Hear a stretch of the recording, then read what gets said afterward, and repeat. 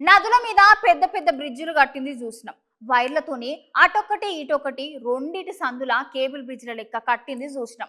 రెండు కొండల మధ్యల తాళ్లు కట్టి కిందికి ఏలాడే వంతల సుత చూసినాం.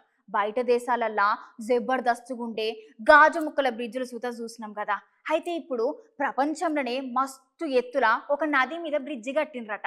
అది సుత ఎక్కున్న కాదు, మన దేశంలోనే గమ్ముచ్చట మాలుగా చూద్దాం పాలి.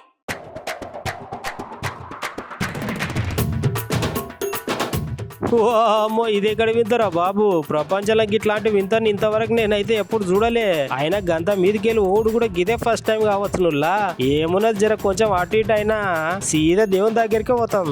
భలే గమ్మత్తుగా ఉంది కదా, మస్తు ఉన్నది కదా వంతెన. ఈ వంతెన ప్రపంచంలోనే అత్యంత ఎత్తైన చిన్న రైల్వే వంతెన.